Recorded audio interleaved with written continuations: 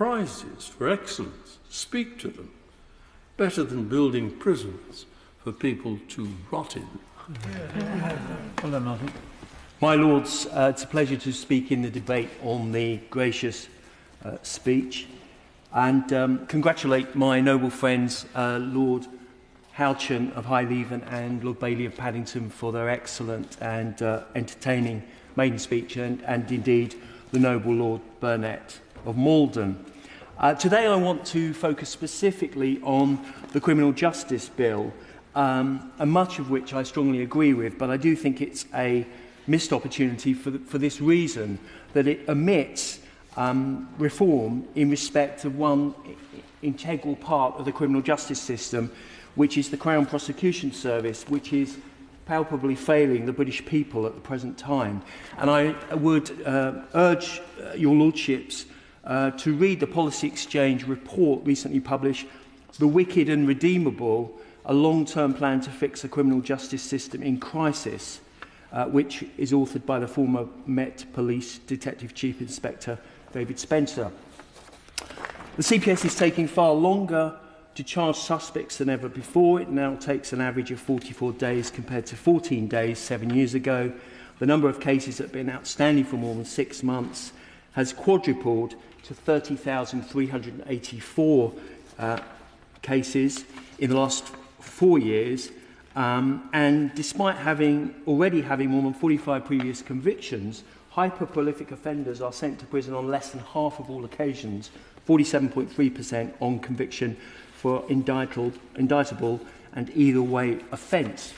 But I want to talk also about another Policy Exchange report that was published last week by the law lecturer Maureen O'Hara, which is entitled Crown Prosecution Service's Approach to Transgenderism, because I think this goes to the heart of the debate about fairness, about credibility and impartiality, because the CPS is under the influence of a gender identity ideology as an institution that should be completely impartial.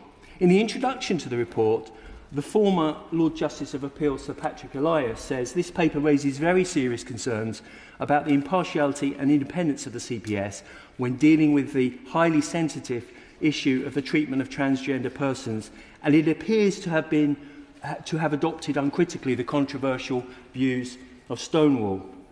In the foreword, Charles Wyde KC said, "It is hard to overestimate the importance of the Crown Prosecution Service doing its job properly. Its decisions change the lives of members of the public caught up in the criminal law and have real impact on society more generally. And if the CPS's views of the law are mistaken or confused, or if its judgment of the public interest is inappropriately influenced by contentious political or cultural issues, the harm goes wider than merely the participants in a particular case." The CPS issues a code for Crown prosecutors, which is supplemented by legal guidance, and the latter extends beyond strictly legal issues into strategies of investigation, prosecution, and includes societal, cultural, and psychological commentary. Particular care needs to be taken in drafting such documents. But what we have seen across many areas are well-funded lobby groups, funded sometimes by our government, that have embedded their views of what they would like the law to be rather than what it is. And I make reference in particular to Annex D of the CPS's legal guidance on domestic abuse. The language used of gender identity theory, a highly contested theory, yet is here in the guidance, supposedly impartial guidance, terms such as cisgender, assigned sex, etc. There is no scientific proof of such a thing as gender identity. Sex is observed and recorded before or at birth and is not assigned. There is no place for this language in CPS guidance and should be rejected by ministers.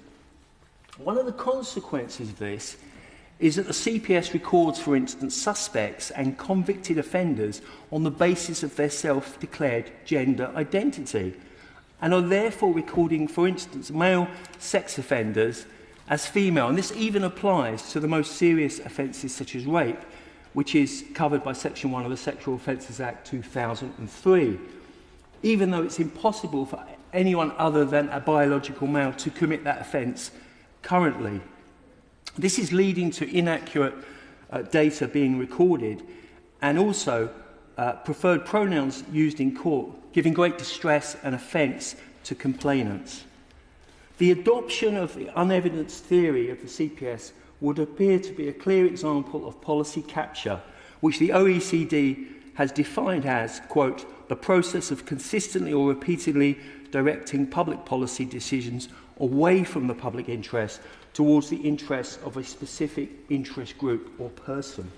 And this has all happened after 13 years of a Conservative government.